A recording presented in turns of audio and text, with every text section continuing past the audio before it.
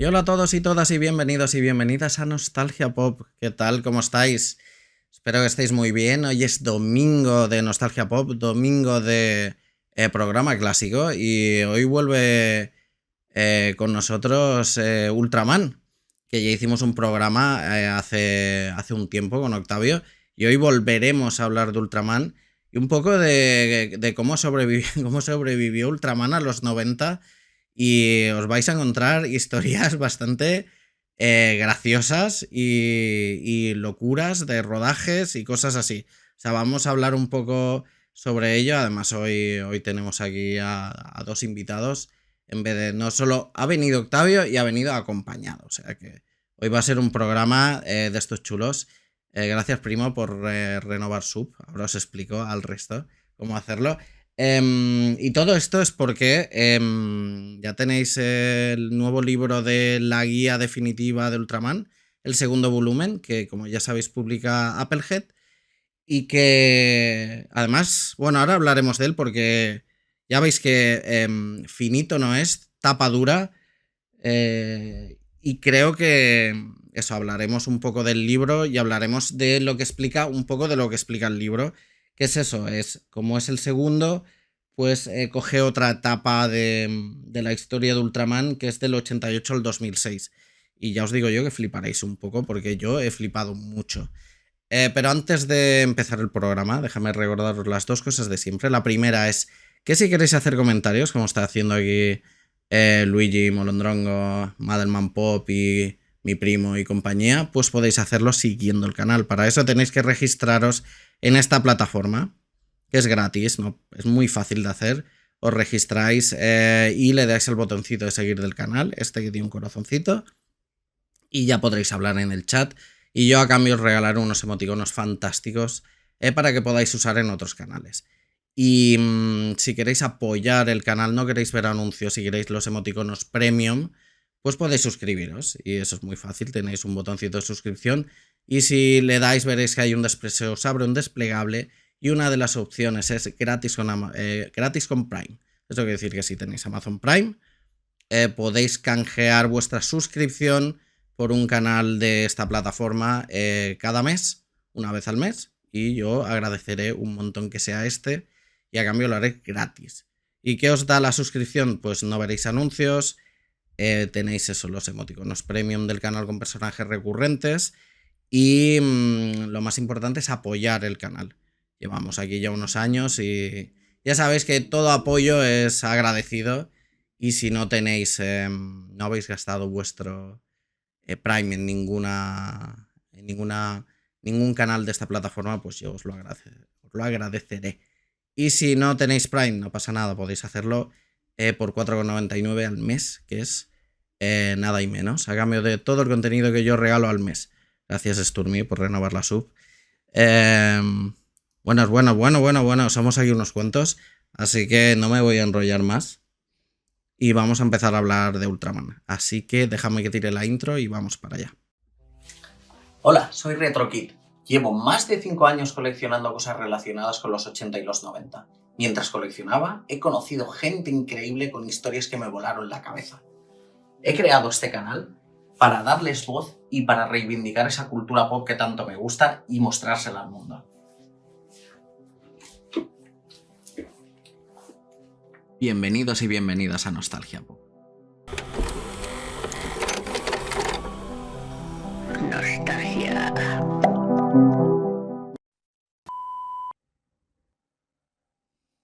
¿Qué pasa? Aquí RetroKid. El programa que vas a ver a continuación está grabado en directo en Twitch. Eso quiere decir que lo que vas a ver seguramente está editado. Si quieres verlo íntegro y sin cortes y poder interactuar mientras lo vemos, vente a disfrutarlo a Twitch, porque como ya sabes, en diferido no es lo mismo. Pero, si no puedes por lo que sea y lo estás viendo aquí en YouTube, me harías muy feliz si le das al like y a la campanita y te suscribes al canal. Esa es la única manera de hacer crecerlo y que tenga más visibilidad. Y si ya me dejas un comentario, te lo agradeceré eternamente. Solo recordarte que en los directos, además de estos programas que ves, hacemos watch parties interactivas, unboxings en directo y un montón de cosas más. Gracias por ver este vídeo y espero que lo disfrutes mucho. Nos seguimos viendo aquí o en la plataforma morada. ¡Hasta luego!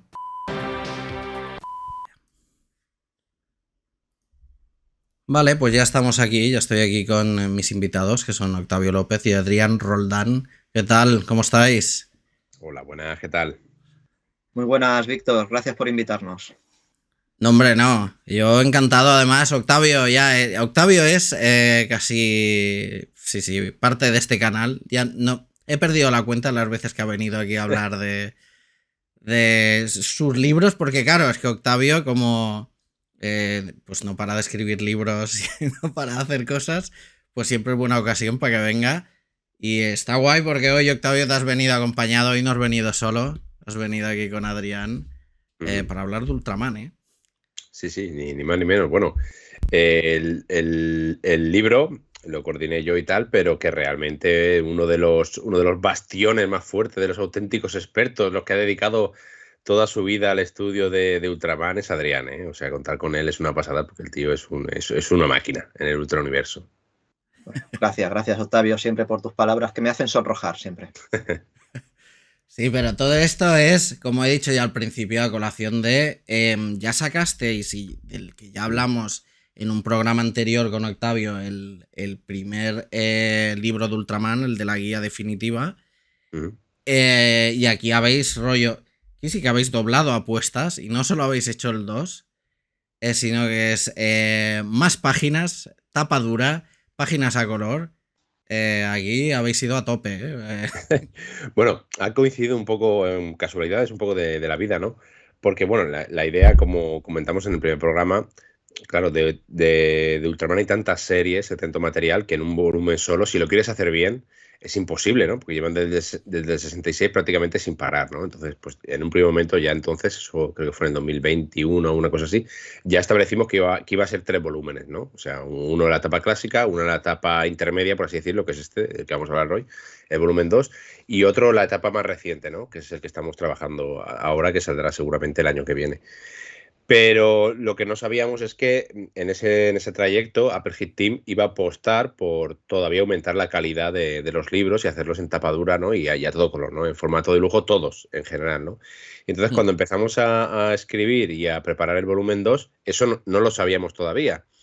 Entonces, pues ha dado la casualidad que cuando estábamos acabando, Fran Muñoz de Apple Hit Team nos dijo eso, ¿no? Que iba a salir en tapadura. Entonces, un poco con la maquetación, con nuestro entusiasmo y el detallismo que queríamos imprimirle, igual que el volumen 1, pues ha dado la casualidad, ¿no? De que ha salido casualidad, por decirlo de alguna manera, ha salido en tapa dura y a todo color, ¿no? Y entonces, pues eso, como hemos vertido tanta pasión en el libro y tanto detalle, pues al final todo se ha coordinado para que se les, pues eso, un tochaco ahí de 700 páginas, ¿no? Que es todo un milagro que exista y lo tenemos. Sí. El bicharraco. Sí, ya dijimos en el primer programa que ya era un milagro que existiera el primer libro, porque no había nada de Ultraman en español publicado. O sea, pues que haya un segundo es doble milagro. O sea, por fin los que siempre nos ha gustado Ultraman, y al igual como yo, ¿no? Que desconocíamos un poco las entrañas de las series, o un poco del lore, o un poco de cómo se hizo, pues joder, que por fin podemos leerlo, ¿no? Y me parece muy guay, y ya te digo, esperemos, muchas ganas del tercero, pero ¿y cómo lo habéis llevado ¿cómo habéis llevado este segundo libro? Pues la idea fue un poco aprender de los errores que hemos cometido en el primero, pero no sirvió de mucho, porque en el primero fuimos vamos, muy pegados a la fecha de publicación que nos habían marcado octubre para poder presentarlo en el Festival de Sitges, y dijimos, no, vamos a hacerlo con más tiempo, vamos a entregar los textos antes y tal, y yo no sé qué pasó, no sé cómo lo hicimos, pero al final fuimos incluso más pegados que en el volumen 1 en la entrega de textos y tal, pero al final no sé qué pasó. Bueno, que somos una máquina, vamos a decirlo así. y al final conseguimos sacarlo a tiempo, lo escribimos cuando tocaba, lo coordinamos bien, lo supervisamos entre todos, ¿no? Igual que hicimos con el primer volumen. Nos fuimos pasando los textos entre los diversos autores, y una vez que teníamos el visto bueno de todos, se lo pasamos a la editorial para que le hiciera ya una corrección por parte de un corrector profesional y una maquetación adecuada, ¿no? Que fue Efraín Sánchez, que además el hombre se le ocurrió un montón, porque es un detalle que a lo mejor pasa desapercibido, ¿no? Pero que, por ejemplo, cada capítulo tiene diversos apartados y hay uno de ellos que es el reparto del equipo, ¿no? De los ultra equipos, ¿no? Con los actores y cada personaje que interpretan. Pues Efraín se ha tomado la molestia de que cada página, si te fijas en el fondo, por ejemplo, son los colores del Ultraman de esa serie, ¿no? Entonces cada una de esas secciones va cambiando. Es un libro, bueno, visualmente está muy chulo, ¿no? Pero como digo, al margen de todo ese cariño que hemos puesto a la hora de escribir, corregir y maquetar el libro, pues yo creo que ha quedado bastante bien. Sí, sí. Y hay una cosa que tiene igual que el primero, que aquí Adrián, tú me podrás decir más, al igual. Y es que otra vez os habéis visto todas las series y hay una reseña capítulo a capítulo de todas las series, ¿eh? O sea, eso es, yo antes os lo estaba diciendo fuera de micro, digo, ¡buah! Digo, ahí, claro, hay cosas que os habéis encontrado muy chulas, pero habrán otras cosas de las que luego hablaremos que supongo habrán costado un poco más, ¿no? Sí, claro. Bueno, el objetivo de estos volúmenes, como ha dicho Octavio, era realizar un análisis en muy profundidad de todas las series de la franquicia. Y eso entra, pues, un análisis exhaustivo de su producción y una guía de capítulos, crítica de capítulo a capítulo. Y, por supuesto, ahí nos hemos encontrado auténticas joyas, sorpresones que nos hemos llevado de artistas hasta cosas de lo peor y casi invisionables. O sea, pero bueno, es parte de la gracia y de nuestro sadomasoquismo personal que disfrutamos con ello, ¿no? Con este viaje. Yo iba a añadir además que en este volumen 2, que se relata toda la producción de los 90 y hasta el 2006, yo lo encuentro, es una etapa fascinante, no únicamente porque nos encontramos con una modernización del personaje, con series de muy buena calidad, sino porque entre bambalinas fue una etapa verdaderamente tumultuosa para la productora, para Subraya Productions, que los lectores del libro pues lo encontrarán apasionante, muchos tramos del libro. Sí, sí, yo es una de las cosas que más me ha gustado. Es que es eso, es que a veces pensamos que todo, claro, las cosas siempre funcionan bien, ¿no? Incluso con franquicias muy potentes. Y aquí nos encontramos con que Ultraman pues sufrió las de Caín también y no sufrió de las garras de Jaime Saban, pero casi, ¿eh? Porque tela marinera. Y a la hora de reseñar capítulos y tal, encontrar todas las series completas, eso yo creo que habrá sido complicado porque no todas están... iba a decir dobladas al castellano, evidentemente no. Pero subtituladas en inglés, habrá alguna complicada, ¿no? Porque los Ultraman Kids y cosas así, pienso yo, que es esta serie de animación en plan chibi, yo creo que encontrar esto debe ser jodido, ¿no? Sí, la cosa, afortunadamente, la situación ha cambiado mucho de un tiempo a esta parte. De hace, por ejemplo, 10, 15 años ahora ha cambiado un montón. Y editoriales como Mile Creek, ¿vale? Que es una editorial de Blu-rays y DVDs que hay en Estados Unidos, pues recientemente se ha ocupado de coordinar, de hacer un acuerdo con Subraya Productions y editar las series en alta definición y en DVD también, ¿no?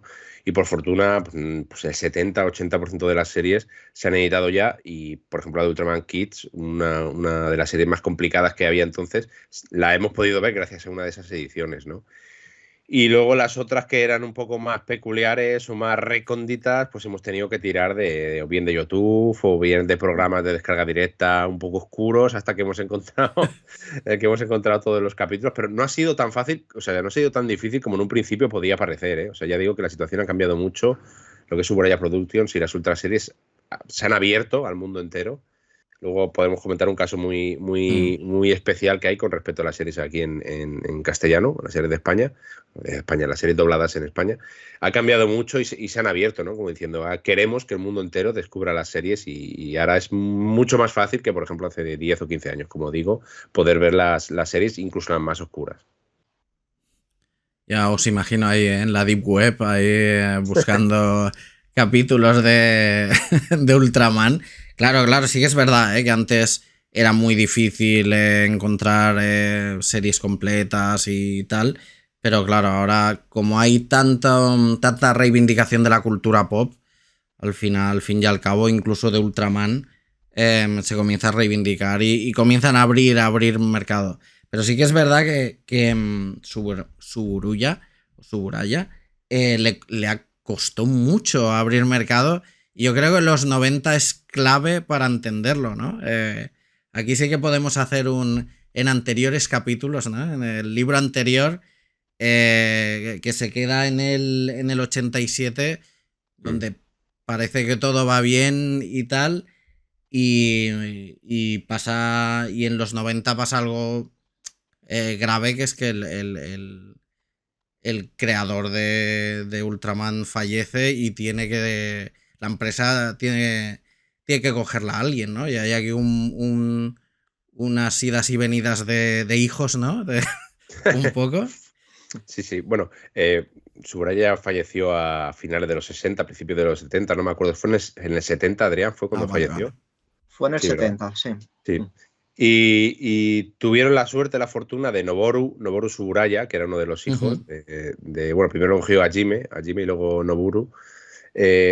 Los primeros años, digamos que hasta los 80 y algo lo llevaron medio bien. Vale. Sí, no, bueno, Hajime también era bastante buen conocedor de lo que la gente quería ver de Ultraman, y gracias a él tuvimos la del regreso de Ultraman, ¿no? Que fue una de las mejores series de la franquicia. Y luego Noboru también tenía bastante buena mentalidad de empresario, y fue la serie bastante bien.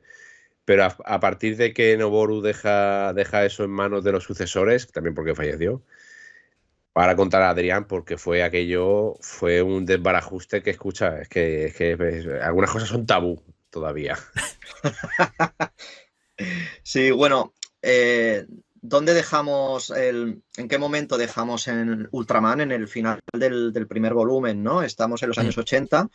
Hubo una serie que fue Ultraman 80, que fue un fracaso absoluto, y eso paró la producción del personaje durante mucho tiempo, ¿no? Entonces, en el 87, que acabamos el primer volumen con un intento de producción con Hanna-Barbera para hacer una serie de animación en Suburaya, o sea, una coproducción Japón-Estados Unidos, ¿no? Al final no quedó en nada, quedó en una película que era un remontaje, Ultraman The Adventure Begins, pero Noboru tenía esa mentalidad aperturista, ¿no? De vamos a buscar mercados internacionales que apuesten por el personaje, y así damos como vida, sangre fresca, vida nueva, ¿no? Y revitalizar al personaje y a la marca, ¿no? Y es entonces cuando en el 1990, buscando estos mercados internacionales, pues encontraron una productora en Australia interesados en hacer una serie de Ultraman, que es la que se convirtió en Ultraman Great, que es la primera de las series, es la primera serie con la que abrimos el volumen 2 de este libro, ¿no? Claro, y aquí tiene mucha importancia Brad Warner, ¿no? Es este americano, ¿no? Si no me equivoco, que decide apostar por Ultraman, ¿no? Sí, Brad Warner era, pues eso, digamos, un alumno aventajado que hablaba muy bien japonés y se encontraba, por lo que recuerdo en ese momento, allí en Japón. Y se metió ahí, Suburaya Productions, les dijo lo mucho que le entusiasmaba el personaje, que le podía servir de mucha ayuda de cara a establecer relaciones internacionales y consejos de lo que quería ver, por ejemplo, el mercado occidental. Y a nosotros nos ha venido muy bien porque el prólogo del libro, de alguna manera, nos lo ha guiado él, porque son las aventuras iniciales de Brad Warner en Suburaya Productions, y vio cómo de primera mano fue desmoronándose el imperio Suburaya y las decisiones tan erróneas que fueron tomando, ¿no? Y Brad Warner aparece en algunas series, como algún cameo y tal, por ahí y tal. Pero al final el mismo Warner dice que Suburaya no sabía comprender lo que tenía entre manos de cara al mercado occidental, y fue cometiendo, pues eso, error tras error hasta socavar ahí un pozo y tomar algunas decisiones, como por ejemplo el destruir algunos másters originales de las series, ¿no? Decía, oye, que os habéis equivocado las pegatinas, y eso que vais a destruir ahí, eso que estáis tirando al contenedor de la basura, es una serie original. O sea, si tiráis eso, no vais a tener nunca más la serie, por ejemplo, en alta definición, ¿no? Porque se está perdiendo el metraje original. Y dijeron, no, ¿qué dices? No tienen ni idea. Y y lo tiraron. O sea, una de las series que no se va a poder nunca más ver en alta definición, ¿no? Y el Brad Warner es eso, es una persona que estuvo allí en el seno de la producción y, bueno, aparte incluso el hombre bueno, era un chaval por entonces, se vestía y hacía algunas... Es que claro, es que Ultraman es que es una cosa, una de las grandes cosas de la investigación de este libro es ponerte a investigar y descubriendo cómo hacían incluso estos programas de bailes matutinos para los chiquillos, por ejemplo. O sea, estaba tan metido en la cultura japonesa que Brad Warner era uno de esas personas que se metía dentro de un traje y se ponía a hacer como, vamos a los números, ¿no? Los números en japonés, se ponían con los trajes de Ultraman a hacer una especie de coreografía, ¿no? Por eso digo que estaba ahí de primera mano y vio un poco cómo la hecatombe del Imperio Suburaya se vino abajo.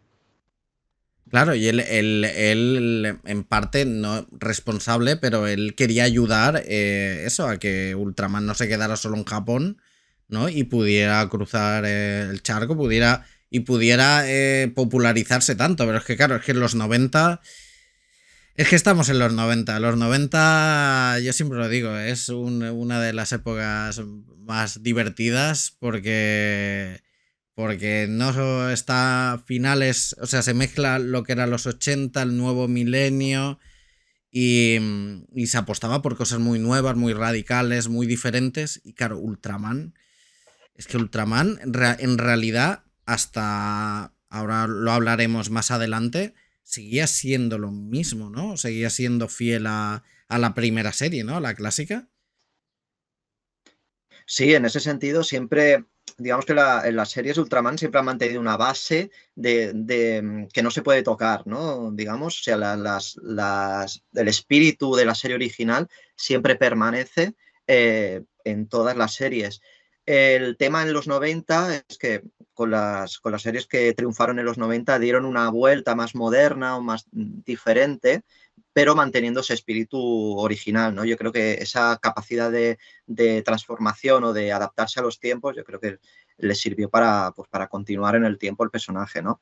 ¿Qué pasa? Pues que esta coproducción que mencionaba antes con Australia no funcionó del todo mal, porque la recuperó Fox TV en el año 92, la emitieron en Estados Unidos. Bueno, no fue mal en audiencia, pues eso animó a Suburaya, vamos a seguir en esta línea. Intentaron hacer un Ultraman americano, ¿no? Una coproducción con Estados Unidos. Vamos a traer a Ultraman América, ahora sí, a todo lujo. Pero la cosa no salió nada bien. No salió nada bien. Si quieres, Víctor, te explico un par de cositas sobre esta coproducción en concreto, porque es para sí, fascinante. Yo creo, sí, me hace gracia porque además hay una cosa que explicáis en el libro, que es que Suburaya no quería hacer un Power Rangers. O sea, decía, es que precisamente lo que no queremos es, por lo que hizo Jaime Saban, ¿no? Es coger una serie, cortarla, despiezarla y luego rodar metraje americano y hacer ahí aquí en Cataluña decimos un poti-poti, sí, una mezcla, un machambrao, que era lo que hacía Saban. Pero claro, para evitar hacer eso, mandaron a hacer lo que dices tú, ¿no? Que supongo que te refieres ya a Ultraman de Ultimate Hero, que es intentaron hacer una serie rodada en americana y tal, y se fueron a Australia. Y sí, explica un poco, Adrián, aquí, porque a mí me parece de lo más... Claro, para empezar, era muy barata, no había presupuesto. Eso para empezar. Y luego fueron a buscar, pues si Saban era malo, lo que encontraron aquí era peor. O sea, una empresa que tela marinera, ¿no? Mucho peor, correcto. O sea, buscando partners, encontraron esta productora que se llama Major Havoc, que no habían hecho nada anteriormente, pero bueno, estaban interesados en hacer una serie de Ultraman. Esta Ultraman de Ultimate Hero la rodaron en Los Ángeles, y la historia de su rodaje es una de las historias más desastrosas del género. Primero, sí, no tenían mucho presupuesto. ¿Qué hicieron los de Major Havoc? Porque claro, la serie esta la rodaron y coordinaron en Los Ángeles. Suburaya estaba en Japón. Si necesitaban algo, ahí estaban. Mandaban dinero. pero Suburaya estaba ahí que no era consciente de la catástrofe, ¿no? Bueno, pues esta gente de Major Havoc dijeron, Suburaya, nos falta un poquito más de dinero pues para que las maquetas luzcan mejor y demás. Danos un aumento de presupuesto. Pues Suburaya, bueno, va, toma, os doy una subida de presupuesto. Pues, ¿qué hicieron? ¿Qué hicieron con ese dinero? ¿Lo hicieron para invertir en mejores efectos especiales? ¿Qué va? ¿Para qué? O sea, el equipo de americano se fueron a Hawái y Las Vegas y se metieron una fiesta con ese dinero. Claro, pues cosas de la industria. Bueno, pues nada. Condición humana. La condición Los 90, humana. es que los 90 total, ¿eh? Y claro, porque hay que explicar que toda la serie se hacía desde allí, desde Australia en este caso. O sea, los trajes, las maquetas, no enviaban todo de Japón, ¿no? O sea... Esta en concreto que se hizo en Estados Unidos, sí que habían trajes que enviaban desde Japón, pero la mayor parte de lo que son las maquetas y elaboración de acabado último de los monstruos sí que se hizo en este caso en Los Ángeles. Pero claro, hablando de esta serie en concreto, es que todo lo hicieron mal. O sea, grabaron en un parking de Los Ángeles. Las maquetas habían de cartón. Los disfraces de los monstruos eran de un material altamente inflamable. O sea, un deporte de altísimo riesgo para los actores que llevaban el traje. Por suerte no pasó nada desastroso, no pasó ninguna muerte. Pero bueno, ya te puedes imaginar el alcance de la tragedia. Pues por suerte, por milagro, la serie se acabó rodando, editando. Y ahí está, ¿no? Bueno, es una serie bastante invisionable. No se emitió en Estados Unidos al final. En España al final sí. no se emitió. Ya. Eso es lo que me ha chocado, que digo yo, pero si yo pensaba la Ultraman que dieron aquí en la 2 en su día era la clásica y veo que es esta. Digo, pero bueno, pero nos llegó la mala aquí. Bueno, llegaron las dos, la clásica y esta, el desastre catódico también llegaron las dos. Sí, un poti-poti, claro, como decía.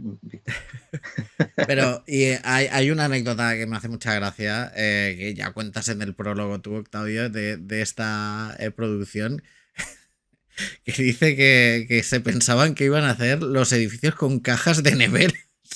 Y tuvieron que mandar los de Suburaya corriendo a alguien para hacer las maquetas. Sí. Porque no se sabe muy bien, yo no estoy seguro si era en plan cachondeo o de verdad tenían pensado hacerlo, pero llegó a Suburaya eso, la noticia, dice, oye, que el equipo americano, que tenemos allí la delegación aquella, que dicen que van a hacer los esto con cajas de neveras, que no tal, y los edificios, los rascacielos, y esto es intolerable. Y mandaron un equipo de urgencia de 3 o 4 expertos de Tokusatsu, ¿no? Que es la técnica para hacer estos efectos especiales en pantalla, corriendo para allá para decir, no, esto no se puede consentir. Y gracias a Dios tuvieron ahí, pues eso, una especie de representación de japoneses que se encargó de que tuvieran un mínimo de cuidado, pero que la idea que tenían estos eran de, pues eso, de coger el dinero, como la película de Woody Allen, toma el dinero y corre, ¿no?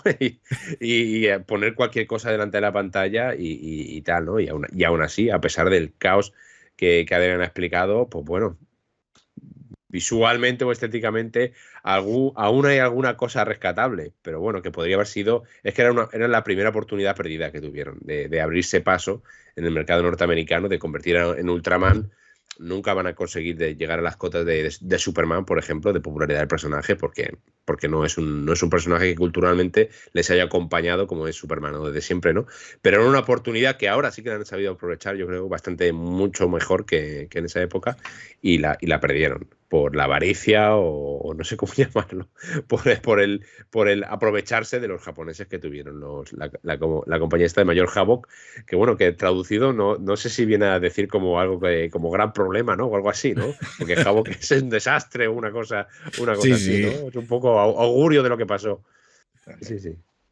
Sí, pero es curioso, porque claro, en los 90, no recuerdo bien, creo que en 95, 96 ya tenían los Power Rangers Bueno, un poco también siempre ha pasado con los Power Rangers y con estas series, ¿no? De que siempre han querido hacer la versión americana y tal, y siempre han dependido, para no depender de Japón y de hacer recortes y de hacer cosas, pero nunca les ha acabado de funcionar, ¿no? Incluso ahora quieren volver a intentarlo con Netflix y a ver si pueden hacer su serie americana rodada en Estados Unidos, todo hecho, pero yo creo que en Ultraman es difícil, ¿no? No sé qué piensas tú, Adrián, si crees que es muy japonés Ultraman para exportarlo o yo qué sé, o que al final es que los japoneses son un desastre y no saben cómo hacer estas cosas, ¿eh?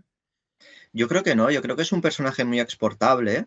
Sí que es verdad que es muy japonés porque, bueno, a ver, el tokusatsu, ¿no? Esa técnica de efectos especiales con maquetas, con hombres disfrazados, con pirotecnia, es muy japonés, evidentemente, pero yo creo que la figura de un héroe gigantesco enfrentándose a monstruosidades enormes, ¿no? Y toda la historia del camino del héroe, ¿no? Que porta siempre el host de Ultraman, yo creo que es muy exportable. Y en estos últimos años, Suburaya sí que lo está haciendo muy bien. Lo está haciendo muy bien. Las series se pueden ver, o sea, la serie en curso que hay cada año de Ultraman, la podemos ver en YouTube, en su canal oficial, la podemos ver al día siguiente que está en emisión en Japón, con subtítulos en castellano, en inglés, doblada al inglés. Quiero decir, lo está haciendo muy bien. Y luego las colaboraciones que han hecho con Netflix, esta última con la película de animación Ultraman el Ascenso, esa película a mí nos sorprendió mucho en el programa de Cosas de Monstruos, nos sorprendió mucho porque yo no esperaba nada de esa película Sí, sí. y está Es hecha muy con mimo, buena. con alma y está muy bien esa película. Quiero decir que ahora yo creo que lo están haciendo muy bien. Sí, pero fíjate, cuántos años han tenido que pasar, hasta que Mm. Ultraman por fin. Yo creo que sí, Ultraman Rising es. Por fin, yo cuando vi la peli dije, ostras, por fin. Supongo que los americanos han sabido entender la cultura de Ultraman o le han tenido respeto al personaje, que eso es muy importante. En los 90 pues está a la vista la película Los Power Rangers, que aquello era, vamos, un desastre absoluto. No había, claro, creo que habían más ganas de hacer dinero, ¿no? Y de aprovecharse de crear IPs, porque habían muerto las de los 80, que de tenerle respeto a algo, ¿no? Y sí que es verdad que ahora creo que por fin, por fin, alguien supo entender Ultraman, sobre todo en esta película. No sé, yo en las series japonesas ya sí que no lo sé, ahí voy un poco más perdido, pero me sorprende, ¿eh? Me sorprende. Y siguiendo un poco donde lo habíamos dejado, claro, si Ultraman Ultimate Hero fue un desastre, ¿qué hizo Subraya aquí para levantarse un poco de, de, de- de la que se pegó, ¿no? Claro, esto cortó mucho, el desastre de Ultimate Hero, pues cortó mucho las aspiraciones que tenía Suburaya de abrirse a mercados, de hacer series más ambiciosas. Entonces, pues durante esta primera mitad de los años 90, pues es una etapa de experimentos. Vamos a ver por dónde podemos salir, ¿no? Entonces hicieron esta Ultraman Kids, que era Sí. una serie de animación muy, muy infantil, ¿no? Con versiones caricaturizadas de los personajes de Ultraman, que, bueno, funcionó más o menos. Hicieron hasta parodias del personaje, ¿no? Hay dos películas que se llaman Ultraman Zerth, que es una autoparodia del género y del personaje, no funcionaron. Incluso hay secuelas, continuaciones de series anteriores clásicas, como Heisei Ultra 7, ¿no? Que continúa una de las mejores series de los 60, pues la continúan en los 90, ¿no? Una secuela directa, que esta sí que es muy interesante esta serie, pues tiene un tono mucho más adulto, ¿no? Está bien. Pero es una etapa de experimentos y no acababan de dar con la tecla, ¿no? Hasta que en el 96 pues el personaje volvió a la gloria, ¿no? Ahora sí con la tecla, con Ultraman Tiga, ¿no? Que fue para los 90 lo que significó el Ultraman del 66, la original, el impacto que tuvo ese Ultraman original, pues fue lo propio con Ultraman Tiga en los 90, ¿no? Que logró pues atraer de nuevo a muchísima gente, muchísima audiencia, ¿no? Sí, Ultraman Tiga, fíjate, me recuerda un poco al revival que hubo de Doctor Who, por tener algo a lo que entenderlo, ¿no? Que pasó con David Tennant y creo que volvió con Ultraman Tiga, supieron hacerlo bien y sí que es eso. Creo que dieron con la tecla. Me hace gracia por el Ultraman Kids al final. No dejaron de hacer un poco lo que se hacía en los 90, ¿no? Los pequeños picapiedra, los pequeñecos y los pequeños Ultraman, ¿eh? Al final todos hacían lo mismo, estuvieran en Japón, Estados Unidos o España, ¿eh? Todos intentaban hacer lo que estaba de moda. Que otra cosa sí que les dio es merchandising a cascoporro, porque claro, los Ultraman Kids al menos les sirvió para eso. Pero sí que lo de Ultraman Tiga, no sé en qué cambio. No sé, Adrián, ¿en qué dirías que...? Porque sí que sé que fue un antes y un después, pero ¿qué es lo que cogió? Renovó, además de renovar el personaje, lo modernizó, pero al final la historia era la misma, era más culebrón, no sé, como culebrón bien entendido, ¿eh? Al final una historia pues más complicada, que engancha más, y los japoneses en hacer culebrones son muy expertos, ¿eh? No sé qué dirías tú, Adrián. Pues Ultraman Tiga renovó el personaje desde muchos aspectos. Primero, visualmente, ahora, tenemos un Ultraman que cambia de forma, ¿no? Dependiendo de la forma de atacar. Pues tiene 3 formas distintas, ¿no? Una roja, una azul, y la clásica, ¿no? Eso funcionaba también pues, para vender más muñecos, claro está. Es una idea fantástica para eso. Además de la implementación del CGI, o sea, había un look más moderno y luego un tono algo más maduro, algo más adulto, ¿no? Que estaba más dirigido hacia adolescentes jóvenes, ¿no? Una franja de edad de 20, 25 años que no atrajo muchos niños, pero sí atrajo a un sector de audiencia más adulto, ¿no? Y luego, pues, las tramas son una gozada porque Tiga es imprevisible, o sea, cada episodio no te sabías a dónde te ibas a meter y te podías encontrar desde el clásico episodio de Ultraman con monstruo gigante a otro terror a lo Stephen King en La Niebla, a otro que es un Jidaigeki, a otro que es comedia absurda y mola porque hay referencias incluso a Lovecraft. Es una serie muy espectacular y muy entretenida, ¿no? Sí, supongo que también quien estaba al cargo era alguien que había crecido con Ultraman, ¿no? Y decidió darle un aire fresco, ¿no? Recuerdo de ver de Tiga, pues ya también eso, enfocado más a un público más adulto, y acogían pues, a chicos guapos, ¿no? A actores más guapos y guapas y un poco para hacer más fandom, ¿no? ¿Sabes? Algo que creo que sí, bueno, yo qué sé, está claro. Si alguien ha ido a Japón hay Ultraman Tiga por todos lados y Mebius y demás. Pero sí que creo que ahí fue importante eso, ¿no? Que lo cogiera alguien que supiera, ¿no? No sé ahí ya los herederos de Subraya si dónde estaban, si lo habían dejado, ¿seguían ahí en el negocio o no? ¿O Sí. qué había pasado? Sí, ahí seguían. Octavio, no recuerdo ahora quién estaba, si Masahiro o uno de los No recuerdo yo muchos. en concreto, en el libro sí que está súper bien referenciado y lo hemos vinculado muy bien a nivel episódico, por así decirlo, que quién estaba Sí. al cargo. Hicimos una reconstrucción ahí bastante pulcra o bastante precisa de quién estaba. Pero es un poco chocante eso, de que en esas series de los finales de los 90, que creativamente estaban más chulas, más imperecederas, más importantes, donde había como una parte creativa que se lo estaba currando mucho, pero la parte ejecutiva, la parte empresarial, estaban... Era la parte más chunga, ¿eh? La parte más oscura. Y Masahiro Suburaya, que ha mencionado Adrián, por ejemplo, al poco lo acusaron de acoso sexual y tal. O sea, que era una época muy oscura. Y lo que has dicho del merchandising y todo esto es una verdad incómoda de Ultraman, ¿no? Que realmente una gran parte de lo que empujaba a hacer estas series era la cantidad de juguetes y objetos relacionados que se vendía después con el personaje, ¿no? A nivel cultural y popular con los chavales, ¿no?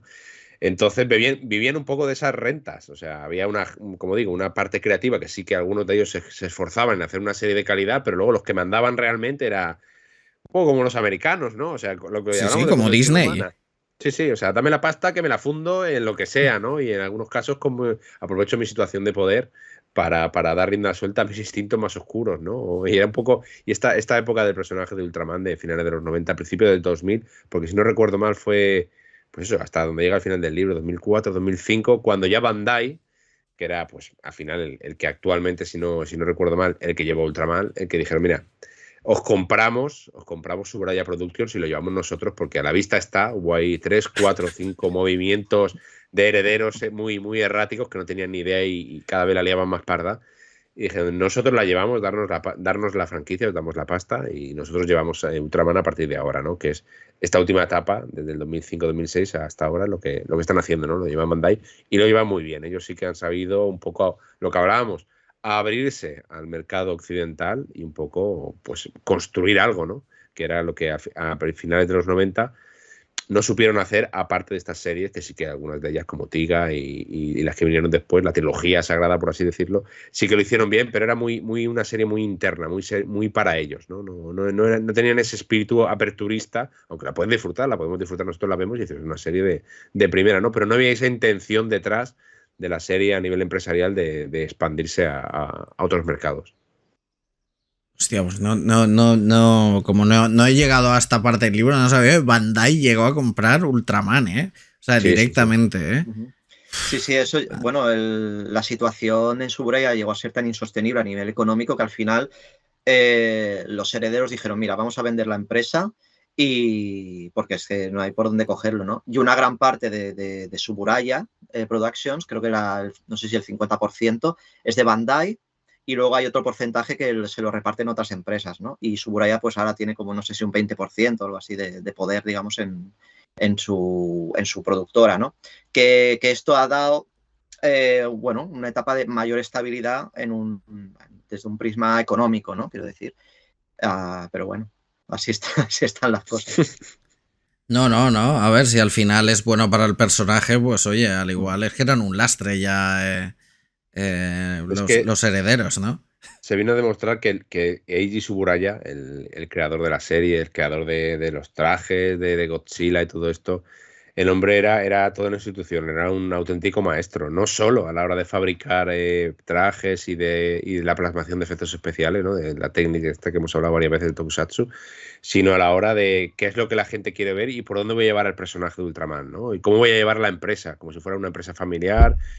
Una pequeña. Otro de los capítulos muy chulos que tiene este libro es que ahondamos un poco en esas producciones que cuentan un poco la intrahistoria de Subraya Productions, ¿no? Hay un par de tres, bueno, hay una tercera, pero es un poco más libérrima, pero hay dos producciones para televisión en concreto que te cuentan la historia de cómo era trabajar dentro de Subraya Productions, ¿no? Y son unas películas muy chulas, muy bonitas y muy agradables de ver y muy reveladoras también, ¿no? Y lo que hablábamos, una vez que desaparece Tsuburaya, desaparece esa figura protectora, paternalista, que se preocupa de que todo vaya bien. Sí que es verdad que hay unos primeros años que, como hemos dicho al principio, que hay unos herederos que sí que intentan y saben mantener eso, pero una vez que, digamos que el enlace, los herederos más directos de Tsuburaya fallecen, de Tsuburaya, los que vienen después, la segunda generación, no tienen ni idea por dónde tirar, está el timón dando vueltas en el barco, para aquí, para allá, van a dar un poco la deriva hasta que Bandai dice, espera, esto se lleva así, ¿no? Una gran empresa, que es un poco contradictorio con otros mensajes que hemos visto a veces, ¿no? Sobre todo en la industria de Hollywood, que parece que ahora la industria de Hollywood está llevada por grandes empresas que solo quieren hacer dinero y dejan la parte creativa en un apartada. Aquí fue un poco al contrario. Aquí, si no hubiera sido por esa inversión económica que hizo Bandai y otras empresas, quizá Ultraman hubiera desaparecido, ¿no? A finales de los 90, principios del 2000, después de las continuas debacles y escándalos que hubiera desaparecido Ultraman. Y al revés, yo creo que a día de hoy, Ultraman, con la excepción de los 60, que aquello era... La mitad de los japoneses estaban viendo las ultraseries, en el 66, estaban viendo Ultraman. Ahora sí que Ultraman, vas ahí a Netflix y lo que hablábamos...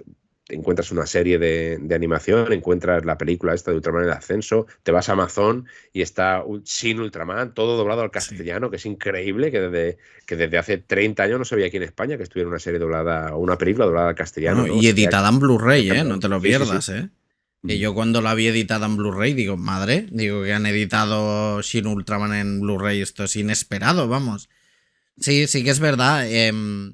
Como decían por aquí por el chat, ¿no? Que al final Ultraman Tiga fue un poco un milagro, ¿no? Que salvó la saga y dio alegrías porque luego, claro, vinieron Ultraman Cosmos y Ultraman Mebius que también son como muy, muy potentes, ¿no? Sobre todo Ultraman Mebius, yo no sé por qué, al igual porque la tengo más oída, pero también fueron grandes series, ¿no, Adrián? Sí, yo he de decir que aún pese al tumultuoso estado económico de la productora, es una etapa de enorme creatividad artística, ¿no? El éxito de Tiga, pues dio de vamos a seguir en esta línea, ¿no? Y hubo una trilogía de series que digamos que si Ultraman, el de los 60, te resulta un poco chocante de entrar, pues yo creo que esta trilogía de series, yo creo que es una buena manera de empezar con el Mm. personaje, que son Tiga, luego hicieron Ultraman Dyna, y luego acabaron con Ultraman Gaia, que esta última para mí es la creme de la creme. O sea, Esa es la buena, ¿no? es una pasada porque implementa lo que es una gran trama contada en los 50 episodios, es espectacular, hay un clima ahí de apocalipsis constante y aquí invirtieron pasta de la buena, había como 80-90 millones de yenes por episodio y es una pasada de serie, ¿no? Y, y luego es muy interesante porque hay una gran variedad en el tono de las series, desde perspectivas más adultas para jóvenes, Mm. como esta Tiga, a de golpe te hago una cosa muy, muy infantil como Ultraman Cosmos, ¿no? Que es otra Claro. vez el Ultraman para niños, con un mensaje optimista y de conciliación entre especies. Y luego, después de Cosmos, ¡pam! Ultraman Nexus, que es para adultos, que es violenta, que da miedo, que es terror, que es una serie que a mí me encanta, que está muy bien esa serie, a pues acabar con Ultraman Mebius, ¿no? Que es ese retorno a las raíces clásicas, ¿no? Vuelven ahí los Ultramanes originales para acompañar al héroe, ¿no? Y vamos, una etapa súper variada y muy, muy creativa, ¿no? A nivel artístico. ¿Y tú dirías que en todas mantienen el mismo patrón o sea, o las bases de Ultraman? O sea, capítulo de monstruo, de Kaiju, un poco, porque sí que creo que en estas varían un poco más, ¿no? Pues hay mucho más espacio, mucho más, mucho más espectaculares, ¿no? No sé si tú crees que mantienen eso, el tono de las primigenias, de las primeras Ultraman. Sí, yo creo que ese tono al final, Ultraman, la base, siempre hay como una base muy, muy optimista, muy de esperanza, ¿no? Por el futuro, por la conciliación entre especies, entre kaijus, entre que todos nos respetemos. Esa base que estaba en la Ultraman original, eso intentan mantenerlo prácticamente en todas las series, ¿no? Y lo verdaderamente increíble, ¿no? de estas series es como sus guionistas, pese a que el concepto del episodio es más o menos el mismo al final, ¿no? Hay un conflicto, hay una amenaza monstruosa, vamos a pensar cómo destruirla. No, los humanos no lo consiguen y al final pues aparece Ultraman, bueno, el héroe se transforma en Ultraman y vence a la amenaza, ¿no? Eso es muy simple, pero la capacidad que tienen los guionistas para darle la vuelta, enroscar continuamente el concepto y ofrecer siempre algo nuevo o sorprendente, a mí es una de las cosas que más me han maravillado de la franquicia, ¿no? De Ultraman, esta capacidad que tienen de darle la vuelta a lo mismo de una forma sorprendente, ¿no? Sí, sí, sí, sí, sí, sí, totalmente. O sea, es como mantienen el espíritu, pero intentando eso, modernizarse, ¿no? Que era algo que le hacía falta a la saga. Y hay algo que también mola mucho y que empiezan ya, supongo, ya más tirando los 2000, eso no estoy seguro, pero ya comienzan a haber crossovers de sagas, que eso es algo que a mí me mola un montón. Yo, por ejemplo, algunas de las películas que he visto, pues son estas sagas que aparecen ahí ciento y la madre, o sea, aparecen todos los Ultramanes, incluso la de Ultimate Hero, ¿no? Ahí aparece todo el mundo, ¿eh? Sí, sí. Yo creo que eso ha sido un poco la perdición del Ultraman más moderno, ¿eh? Estos continuos crossovers sin ton ni son para satisfacer al fan, a mí no me acaban de gustar, pero ciñéndonos en esta etapa, sí que empiezan a hacer hay una novedad, y es que empiezan a hacer películas derivadas de la serie, ¿no? En curso. Hay una película Ujú. de Ultraman Dyna que es un crossover con Tiga, o 3 películas hay de Ultraman Cosmos, si no recuerdo mal. Y una de las películas más recordadas es la que se hizo durante la emisión de Ultraman Mebius, que es esta de los Ultraman Mebius and the Ultra Brothers, que Esa. recuperan a los actores originales de la serie de los 60, ya viejunos, pero bueno, mola verlos ahí de nuevo, y recuperan a los Ultramanes originales de los 60 y 70 para luchar pues, junto a Mebius a una nueva amenaza, ¿no? Sí, esos primeros crossovers están bastante entretenidos, están bastante bien.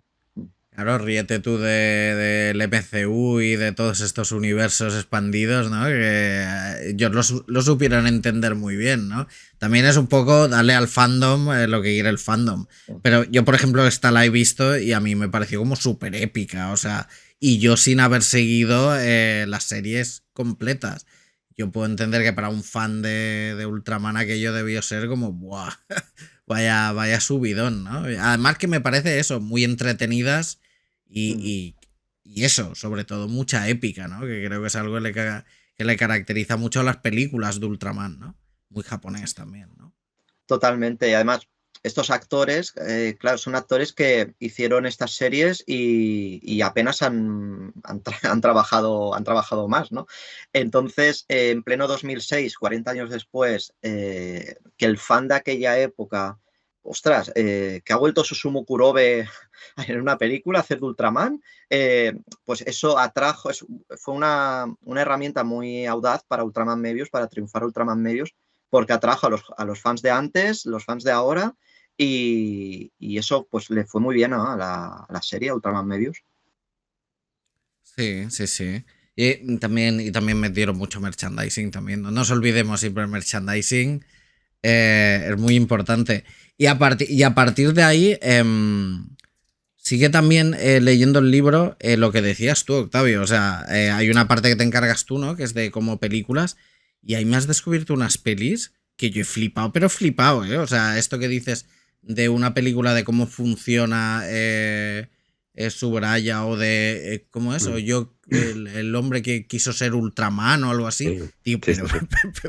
pero ¿y esto de dónde sale? O sea, es que me flipa, ¿eh? Sí, pues es que mola un montón porque son como producciones que luego se hicieron algunas más, claro, con el periodo que tratábamos en el libro no cubre todavía, que trataremos en el volumen 3, pero está muy chulo porque hay una especie de romantización de la etapa clásica y aquí en los 80-90 es cuando empiezan a darse cuenta, ¿no? de lo importante que fue la serie esa, la de Ultraman del 66 y Ultra Seven en este caso, ¿no? Y hay dos dramatizaciones en concreto, que una es los hombres que fueron, o que no me acuerdo bien cómo es la traducción, los hombres que crearon Ultraman, ¿no? Sí.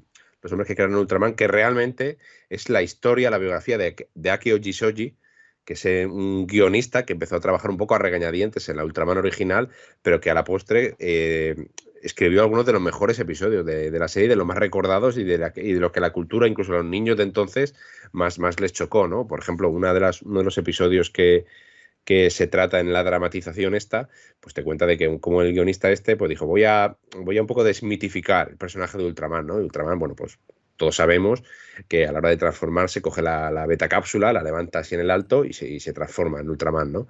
Pues el Jisoji dijo, bueno, pues voy a hacer que en un episodio esté desayunando y los llaman para la misión y a la hora de transformarse el hombre, como está desayunando, se confunde y levanta una cuchara, ¿no? Y cuando se va, ostras, una cuchara y la tira al suelo y coge la beta cápsula, que es algo súper inocente.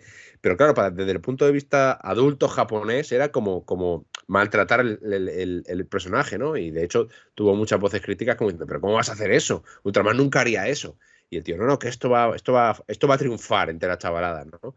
Y un poco a regañadientes lo hicieron y al día siguiente estaba en boca de todos los chavales diciendo, ¿os acordáis ayer que Ultraman levantó la cuchara, cómo mola, tal, no sé qué, ¿no? Y se demostró que cómo fue rompiendo el tópico de las ultraseries, ¿no?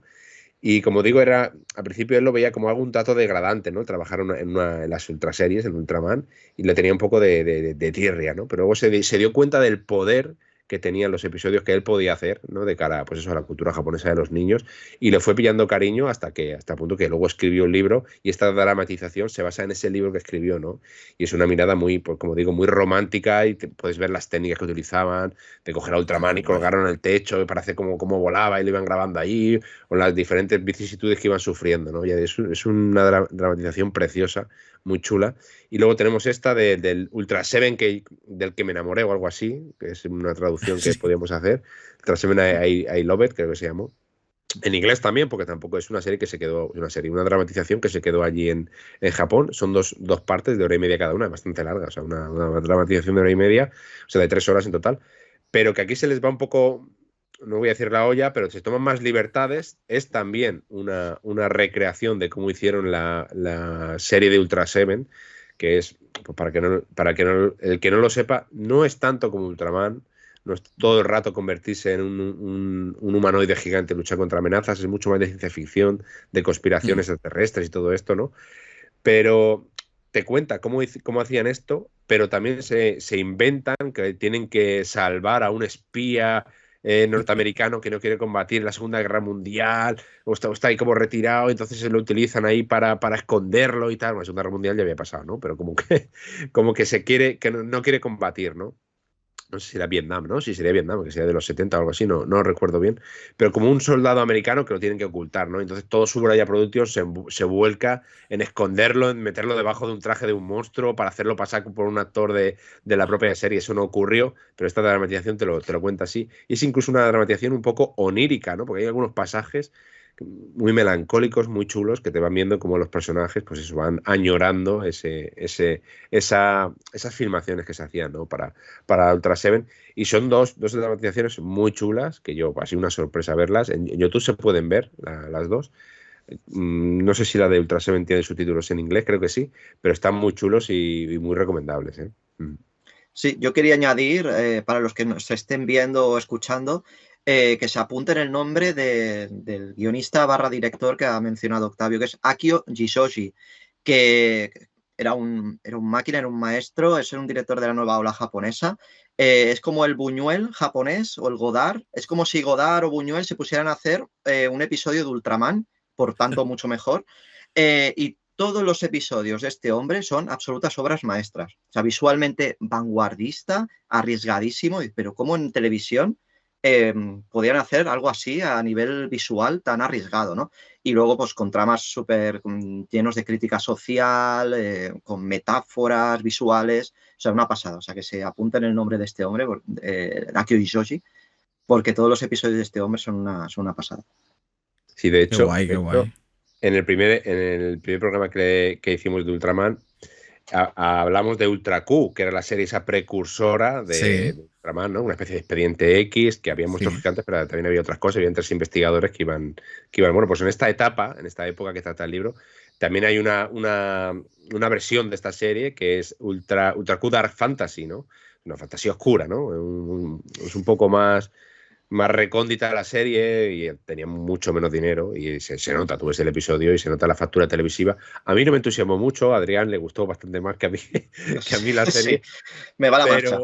Sí, pero casualmente, bueno, no casualmente, los mejores episodios para mí fueron los que estaba este hombre, Akio Jisoji, porque son espectaculares. Te pones a verlos y dices, no me puedo creer que esto sea una serie de televisión con esta libertad y sobre todo con esta factura estética. O sea, hay una pasada, hay unas cargas de estética, es un halo también misterioso, no sé, increíble. Y es subrayar la capacidad que tenía este hombre, Akio Jisoji, de hacer cosas increíbles en el mundo de la televisión y de las ultraseries. Qué chulo, sí, y además con un personaje como Ultraman, ¿no? Que a veces nos pensamos que es algo de niños, ¿no? Es un superhéroe para niños y no, es algo más, ¿no? Y se demuestra sobre todo en esta época, ¿no? Que, como decía Adrián antes, que había series para todo el mundo, para adolescentes, para adultos, para niños, para más preescolares. O sea, es que es eso. Yo creo que el paso de los 90 de Ultraman es un poco de eso, ¿no? Un poco probar y que todo el mundo estuviera contento, ¿no? Con la saga. No sé, pero bueno, sí que es verdad que supongo que cuando acaba el libro ya Ultraman está consolidado, ¿no? Y ahora sí que empezará el tercer volumen donde ya hay un Ultraman que no sé si ha abierto al mundo porque es eso, yo creo que aún le costó un poco llegar, pero que ya estaba estable, ¿no? Al menos ya sabían qué hacer, ¿no, Adrián? Bueno, no tanto. Sí que Vale. acabamos el libro con Ultraman Mebius, que es la gran despedida. O sea, a nivel de popularidad estaba. El problema mayor, pues es lo que comentaba Octavio, ¿no? Que Suburaya Productions quebró, la vendieron. Entonces hay unos años en los que se está poco a poco, trabajo de hormiguita, intentando recuperar el personaje hasta que en 2013 pues vuelven con nuevas series, con un éxito totalmente renovado, ¿no? Así fue un trabajo de hormiguita para recuperar primero el control del personaje, hacia dónde tirar, y luego, pues con las nuevas series, pues lograron dar con la tecla, ¿no? Y aquí estamos, ¿no? Y ahí estamos trabajando en el volumen 3, que es eso, es otra vuelta, a ver cómo ponemos orden a todo esto, porque ya entran que si las dimensiones paralelas, que si otros universos, o sea, bueno, aquí hay un juego de personajes bastante amplio que le tendremos que meter organizarnos bien. Sí, tenéis Sí, todos sí, sí. los crossovers locos, todas las películas, porque claro, de películas de Ultraman se siguen haciendo a día de hoy un montón, ¿no? O sea, esto es que el tokusatsu es que es para flipar, es un género que te piensas que nada, y hacen una peli al año y no, al igual te sacan un montón, ¿no? Sí, además es curioso porque Ultraman, yo diría que es de las pocas franquicias televisivas, solo en el mundo de televisión, que se estaba preocupando de mantener a flote el tokusatsu, porque yo creo que a nivel de películas, de cine, es una técnica que ya ha desaparecido. O sea, porque sin Ultraman, por ejemplo, o sin Godzilla, ya no usan el tokusatsu en su mayor parte. Es ya recreaciones por efectos por ordenador. O sea, ya ha desaparecido. Digamos que como que el espectador del 2025 ya el tokusatsu, si es para una película, no me interesa, ¿no? Y Ultraman es de los pocos que han dicho, la serie me refiero, de vamos a seguir manteniendo esto es un mundo en sí mismo, hay una tradición aquí y vamos a mantener este respeto, ¿no? Y es uno de los bastiones que están ahí aguantando la técnica del tokusatsu. Y películas se siguen haciendo. De hecho, la última serie también han hecho una película, que no me acuerdo del nombre, pero que Adrián seguro que se acuerda. Sí, Ultraman Arc. Eso. La última, o sea, cada año hay peli nueva, ¿no? Que sale de la serie que está en curso, y la última peli fue Ultraman Arc The Movie, The Clash of Light and Evil, algo así, que estaba divertida. Y siguiendo lo que dice Octavio, Ultraman ha quedado como el referente de los únicos representantes, o uno de los poquísimos representantes de esa manera de hacer efectos especiales aún a día de hoy. Y si nos fijamos de manera técnica, cómo están hechas las series ahora, se han llegado a un nivel, pero que es un goce para la vista. O sea, el uso de maquetas y de pirotecnia, la manera tan perfecta a la que han llegado, es que es un gusto. Y ellos lo saben, o sea, saben que esto mola, y hay cámaras metiéndose por dentro de edificios que son maquetas, bueno, hacen unas virguerías que son un gusto para los ojos. Sí, bueno, Bueno, ya Shin Ultraman intenta eso, ¿no? Un poco. No, tío, Octavio. sí, bueno, y se me traba. Solo iba a añadir que algunos de los grandes renovadores del Kaiju Eiga, de las películas de monstruos, como Shinji Higuchi, por ejemplo, empezó a trabajar en las ultraseries. O sea, Shinji Higuchi, que es uno de los codirectores de Shin Godzilla y el director de Shin Ultraman, empezó trabajando en las ultraseries a finales de los 80. Por ejemplo, una de las dramatizaciones, si no recuerdo mal, era él el que estaba ahí detrás de la construcción de los trajes, ¿no? O sea, que son gente que han mamado esa tendencia y saben lo que quiere, aunque luego se hayan visto obligados de alguna manera, porque Shinji Higuchi también es el responsable de los efectos especiales de la trilogía maravillosa de Gamera de los años 90, que es, vamos, el top del Kaiju Eiga, ¿no? Pero han mamado eso y saben lo que la gente quiere ver, como digo, aunque se hayan visto después obligados a adaptarse a esa tendencia o a esas expectativas de la audiencia en general. Sí, lo que decía es eso, ya en Shin Ultraman, in- al contrario que otras sí que veo que intentan mantener eso, pero bueno, es que Shin Ultraman ya lo hablamos en su día, Octavio, es una peli bastante para darle de comer aparte, es un poco rara. Yo, Adrián, a ti tú eres fan de Shin Ultraman o no? ¿A favor o en contra? Ahora diré a favor. La primera vez que la vi no me acabó de gustar, pero en sucesivos visionados yo le doy yo doy la oportunidad.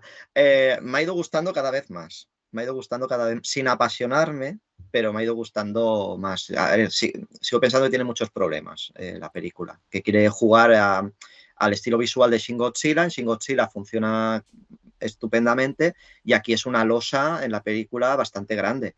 Pero bueno, plantea ideas interesantes, no está mal, está bien.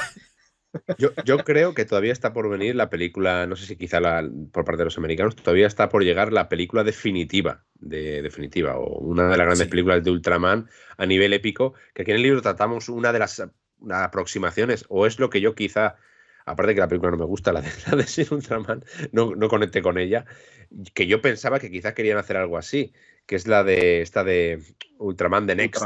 ¿No? Sí, la del niño, ¿no?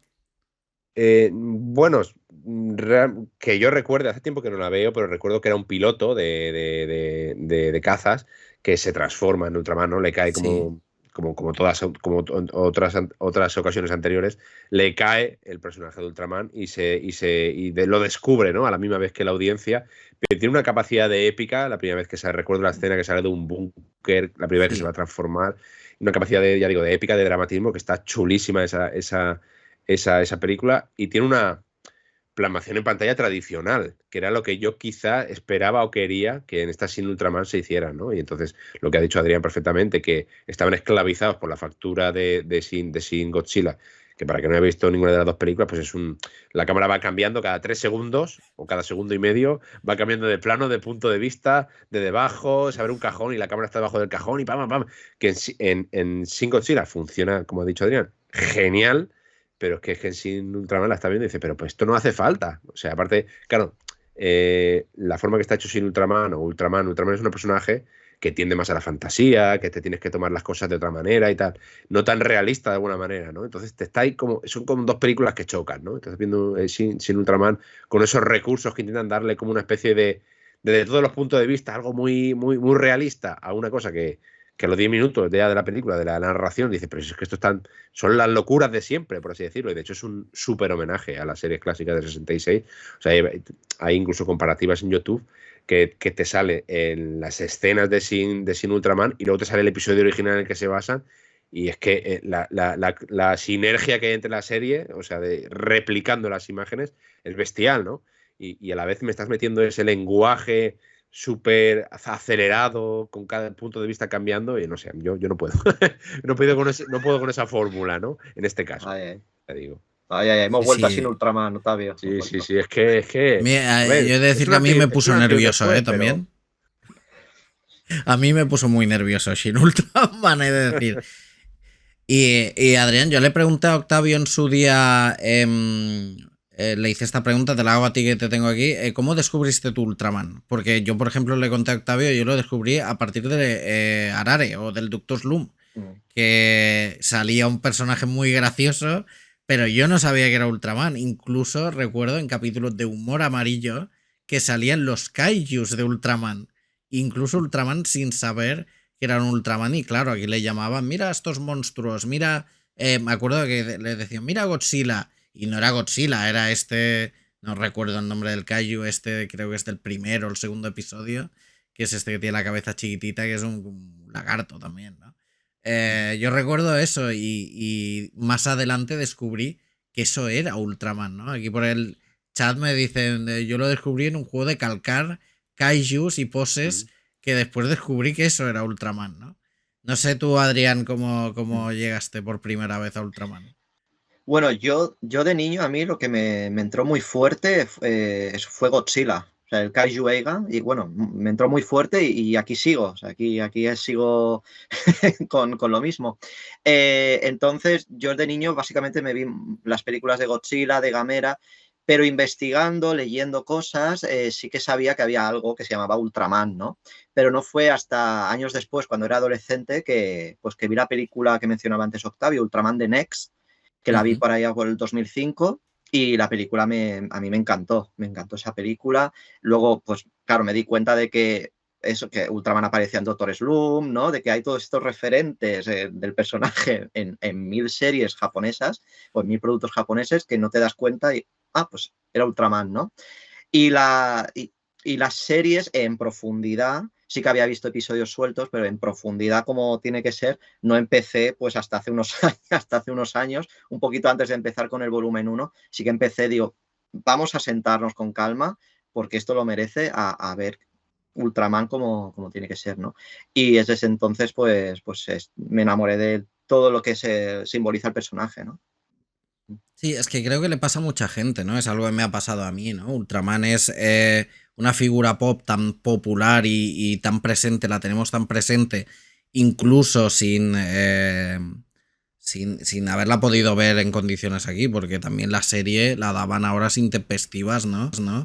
Mañana, que para cuando la dieron en la 2, ¿no? Si no me equivoco, que la daban súper pronto. Claro, no recuerdo yo ver Ultraman en la tele nunca, ¿no?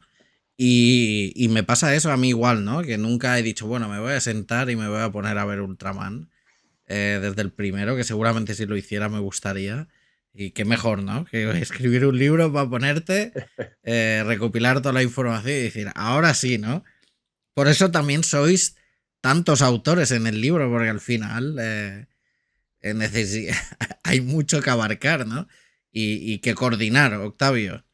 Sí, yo quería aprovechar precisamente lo que dices para citar y agradecer pues, la enorme labor que han hecho todos los autores, ¿no? que han participado en el libro, que échame una mano, Adrián, pues si se me escapa alguno, que tenemos a Josan García, que es nuestro compañero con Adrián y conmigo, que hacemos el podcast de Cosas de Monstruos, Jaime Cortecero, vamos, que es una bestia increíble de conocimiento de Ultraman, que se vaya a Japón y se mete en sacas figuras y figuras de Kaijus y se las trae para acá. Es un monstruo, el chaval. José Luis Romeu, que también, bueno, es increíble lo del hombre sobre todo la vis cómica que tiene a la hora de tratar también los episodios, que hemos intentado también que los textos absorban un poco de lo que es José Luis, ¿no? Porque José Luis es escucharlo y es magnético, ¿no? La forma que tiene de expresarse y de relatar todo lo relacionado con las ultraseries. Fran Guerra también, que también tiene el puntito así de humor muy, muy especial, que ha venido de perlas para los capítulos que ha hecho él, que son precisamente esas parodias de las que ha hablado Adrián, de Ultraman Zerd. Y Rael Moreno también, que es otro fan del Kaiju y del Tokusatsu que conocemos desde los tiempos de Godzilla en castellano, de los tiempos impreterritos, que también se ha volcado aquí en la serie. O Joseba Cordón, ¿no? Que es el fichaje estelar que hemos tenido en este segundo volumen para algunas de las series más peculiares, sobre todo las que abren en el libro, la de Ultraman Kids y la de, si no recuerdo mal, la de Ultraman, la de Grid, ¿no? Era de Grid. Eso es. Creo que no me he dejado ninguno, ¿no? Aparte de Adrián. Yo creo que no. Yo creo que estamos todos. Y eso. Y tú lo coordinas. Sí, lo que dijimos un poco en el primer volumen es que hay tanto material, hay tantas series, tantas películas, que lo puede hacer una persona solo, pero se tiraría a lo mejor 15 años o 20 años para verlo todo lo que hay a día de hoy, que sigue, que esto sigue. Si sale vivo, claro. Si sale vivo de ahí. A todo el visionado de las interminables series, ¿no? Pues entonces, pues un poco lo que hicimos en el volumen 1, ¿no? Aprovechar que somos diferentes autores para asignar a cada uno. Un poco también hacemos una especie de votación, que es una de las partes que más molan del proyecto es al principio cuando empezamos, decir, bueno, pues que cada uno diga las 2 o 3 series que más le molan, ¿no? Y es como que rellenar una papeleta, se envía y luego vamos haciendo un estadillo ahí, pues tú venga, pues tú tal, para que cada uno se quede contento, ¿no? Y al final hable de esa serie que más le entusiasma, porque al final es lo que intentamos en esta guía. Es un poco la esencia de Apple Hit, ¿no? Pero hablar un poco con entusiasmo de lo que te apasiona, ¿no? Para intentar transmitir, pues eso, aquellas series, producciones o películas que más te hayan marcado, ¿no? Y en este caso, pues hemos seguido un poco esa estela y lo que vamos a hacer también en el volumen 3, ¿no? Que ya hemos hecho las asignaciones y para que no nos pase lo que nos pasó con que teníamos la fecha de entrega para poder presentarlo en Sitges, que no era lo mismo que nos había pasado en el volumen 1 y que volvimos a caer en el mismo error, pero esperamos que no nos pase en el volumen 3, ¿no? De hacerlo con tiempo y de hecho algunos capítulos ya están terminados, aunque la fecha de entrega la hemos puesto para el año que viene, ¿no? Pero seguramente volveremos a cometer los mismos errores o algunos peores. pero bueno, esa es la idea y lo que decía antes también en el esto, que una de las grandes cosas, como es tan inabarcable esto, tú te vas a Wikipedia y encuentras una gran parte de la información, ¿no? Como digo, gracias a Mill Creek que se ha abierto mucho, ya sabemos más o menos lo que se ha hecho, pero es que te pones a investigar y a lo mejor estamos acabando el capítulo y veíamos una referencia y decíamos, ostras, ¿esto qué es? Y nos poníamos, por ejemplo, Adrián y yo a buscar, ostras, pues esto es otra miniserie que se hizo aquí de 8 o 10 capítulos y venga, pues tocaba en un último momento verse ahí deprisa y corriendo para hacerlo lo más completo posible, ¿no? Que hay una especie de océano de series que están ahí por descubrir y que hemos intentado, pues eso, rescatar y desglosar sobre todo, compendiar en estos libros, ¿no? Y en ese aspecto yo creo que son joyas estos 2 volúmenes que tenemos, porque es que no, nadie, es que no se ha hecho esa labor de investigación que nos hemos currado en el libro, lo ha hecho Sí, para sí. estos volúmenes. Sí, es que al final, bueno, ya lo decís, es la guía definitiva, pues eso, es una guía definitiva de Ultraman en español que se echaban falta material de Ultraman y claro, pues como el más completo, ¿no? Que haya en español. Que sí, sí, ¿ha habido peleas por coger alguna serie o no? O habéis hecho ahí, Es venga, que va. es muy buena gente, los colaboradores, muy buena gente y sí que hay series que son muy populares entre los autores y que pues algunos han coincidido, pero como son tan buena gente, algunos han dicho, pero no pasa nada, si no me toca esta, me cojo la otra, ¿no? Entonces pues hemos ido jugando con eso y al final yo creo que cada uno ha tenido siempre la serie que ha querido hacer. Sí, La así idea ha es sido, eso. efectivamente. Bueno, me han quitado esta que me gusta mucho. Bueno, no pasa nada, venga. Y luego hay perlas negras, que son esas series que nadie quiere hacer, pero bueno, al final dice, venga, yo me ocupo, se sacrifica, se abre el pecho así y dice, venga, yo me ocupo. Pero bueno, al final lo hemos repartido bastante bien. Lo que yo tenía claro, mira, por ejemplo, era que yo no quería hacer la de Sin Ultraman para el volumen 3. Eso. Y si no recuerdo Y, mal, ¿la vas a hacer tú, Adrián, la película? No, la va a hacer Josan. Ah, es verdad, José era el que había cogido, sí, sí. y la idea es tercer tomo y cerrarlo ya, y ahí se acaba. Porque claro, esto sigue y sigue y sigue. Pero la idea es hacer una trilogía de Ultraman La, y cerrarlo ahí. la idea es cerrarlo con el volumen 3. Como dices, esto no va a parar. O sea, seguramente no moriremos, igual que en Godzilla, ¿no? Y las grandes franquicias, no moriremos y el personaje seguirá. Pero lo que nos habíamos marcado es llegar hasta el volumen 3, aprovechando que el año que viene, en el 2026, se cumple el 60 aniversario del personaje. Entonces es cerrarlo ahí y nos hemos dejado un huequecito para el libro por si este año o el que viene anuncian algo de relevancia para el 60 aniversario, ¿no? Como digamos, yo que sé, Ultraman de Origin, por ejemplo, ¿no? Por decirlo de alguna manera. Y cerrarlo y darle un círculo, fin de círculo a los libros, a la colección. Y lo más importante, en el tercer libro hablaréis del merchandising o no, porque joder, se ha de hablar de figuritas de Ultraman, porque lo que molan. Pues lo estuvimos pensando, si no recuerdo mal, Adrián, pero es que al final creo que lo vamos a tener que dejar porque es que eso merece otro propio libro. Y ya, bueno, ya ha salido la monstruosidad esta de 700 páginas en el volumen 2 y hemos tenido que recortarnos. Y en el volumen 3 aún nos hemos apretado más para que sean más concisos los textos. Entonces, si metemos ahí un hecho de merchandising, es que se nos va a ir. Entonces, puede ser que cometemos algo. Y Jaime quería poner ahí un capítulo especial sobre ciertas cosas que probablemente metamos, pero será un poco para que no se quede en el tintero, pero tampoco será una cosa muy, muy, muy exhaustiva. Exacto. Sí, no habrá merchandising, pero sí que tenemos pensado hacer algunos capítulos especiales sobre el personaje. En el volumen 2 ya enseñamos un poco la patita, porque conseguimos la entrevista al final del libro. Hay una entrevista a Takeshi Yagi, que es uno de las figuras más importantes de esta época, de los primeros 2000, que fue el director principal de Ultraman Max, que es otra de las series más entretenidas de esta etapa. Y a José Luis pues le concedí una breve entrevista, pero muy interesante, ¿no? Y que aparece al final del volumen 2.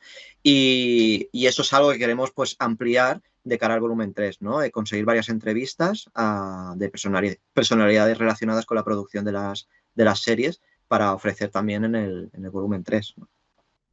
Y si no, siempre podéis sacar un extra y un cuarto libro extra más finito, merchandising de Ultraman, que ver, también ahí sí tenéis para buscar, ¿eh? Ahí os podéis, vamos, morir. Sí, Porque... sí, yo creo que por nosotros que no sea, ¿sabes? Pero también a mí es que me sigue volando la cabeza que Frank y Pedro de los de Apple Hit Team hayan apostado por un proyecto así, ¿sabes? O sea, que esto me parece un milagro. O sea, que exista un libro de 700 páginas tapa dura, por ejemplo, todo a color, con ese nivel de detallismo, que no nos hayan puesto trabas en ningún como diciendo, venga, bueno, hasta cierto punto, o sea, no, un libro de 1500 páginas no se puede publicar, pero que no ha puesto ningún límite ninguno, ¿no? O sea, me sigue pareciendo un milagro y desde aquí le mando un saludo y un enorme agradecimiento porque es una pasada. Y si después de volumen 3, yo qué sé, si hablamos con Frank y Pedro y ven bien los archivos de Ultraman o algo así, en el que podamos hacer un pequeño volumen de a lo mejor de merchandising, pues oye, pues a lo mejor pues nos metemos con el fregado ese, no sé, ya veremos. Eso es un buen fregado, ¿eh? Pero bueno, de momento sí, decirle a la gente que tenéis el segundo volumen de Ultraman, de la guía definitiva. Ya lo que ha dicho Octavio, tapa dura, color, aquí hay un upgrade del anterior. Se ve de lujo, se lee de lujo. O sea que desde aquí recomendadísimo. Y todo esto que hemos explicado es nada y menos con lo que podéis encontrar en el libro. Que todo aquí hemos hecho como un avance, un poco, un resumen muy, muy resumido para que vayáis y pilléis el libro. Si os mola Ultraman, yo creo que es imprescindible. Los que nos mola el personaje, ya molaba el primero, pues este ya ni te digo. Así que ya sabéis, esto lo publica Apple Head Team y ya sabéis dónde encontrar estos libros. Así que nada, Octavio, Adrián, agradeceros que hayáis venido aquí. Espero haber ayudado a vender el libro un poquito más. Que coño, a mí también me hace ilusión porque es algo que me gusta. O sea, no lo haría si no me gustara. A mí pues me pones de otra cosa que no me gusta nada y paso. Pero es que Ultraman, ahí me toca la fibra. Yo ahí tengo mi figurita de Ultraman ahí.